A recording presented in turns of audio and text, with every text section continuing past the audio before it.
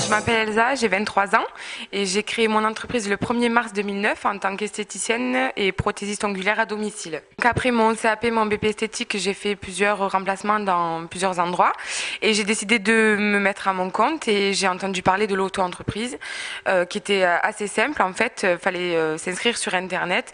Donc pour des jeunes comme moi, c'est très très bien pour se lancer. Je m'appelle Christophe, voilà, j'ai 22 ans cette année et je suis en France depuis 2 ans. Je viens de La Réunion et je suis entrepreneur depuis juin 2010. Je suis en fait dans la création, de la vente, l'export de t-shirts, de prêt-à-porter en fait. C'est-à-dire que j'ai créé une marque et je crée moi-même ma collection. C'est pas simple dans le sens où à côté ça suit pas, comme par exemple je suis allée me renseigner auprès de ma banque à savoir s'il fallait ouvrir un compte spécial pour l'auto-entreprise et personne n'a su me répondre. Comme c'était le début de l'auto-entreprise, personne n'était au courant de rien, donc j'ai fait comme bon me semblait. Difficulté d'un côté parce qu'il y a l'inexpérience, il y a le manque d'information. Bon, pour ma part, déjà moi je suis parti sur l'idée mûrissait déjà depuis quelques années, mais je suis parti en gros sur un coup de tête. Je me suis dit si lui il a pu se lancer, pourquoi pas moi.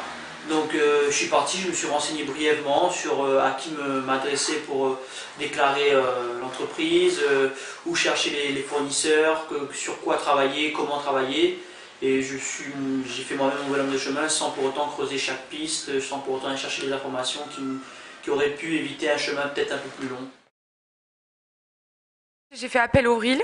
Donc en fait, le RIL est un réseau d'initiatives locales pour l'emploi sur Carpentras, où là, j'étais à une réunion où on était plusieurs dans le même cas, dans plusieurs métiers différents. Et donc un monsieur nous a expliqué ce qu'on avait le droit de faire ou de ne pas faire.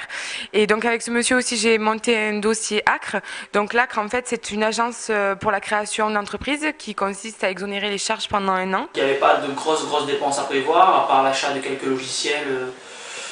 J'en avais au total pour 200 € pour démarrer, donc je l'ai fait petit à petit avec ma bourse scolaire, ce que j'avais quoi. Le conseil général me proposait 600 € d'aide par an pour ma publicité, sauf qu'il fallait que j'avance l'argent et puis me rembourser plus tard. C'était tout un dossier à monter, donc j'ai laissé tomber et je me suis débrouillée moi-même petit à petit en fait. Voilà. C'est toute une question d'argent, c'est bête mais tout tourne autour de ça en fait. Donc on peut se documenter, on peut aller chercher des informations sur comment créer, comment déclarer, on peut faire tout ce qu'on veut comme démarche. Mais au final, si on n'a pas les sous, on ne peut pas faire grand-chose. En fait, on est plus de 600 000 Français maintenant à être en auto-entreprise. Donc, soit comme moi, des gens qui veulent faire ça à plein temps, exercer leur activité à plein temps, soit d'autres personnes qui veulent rajouter ça en plus de leur travail.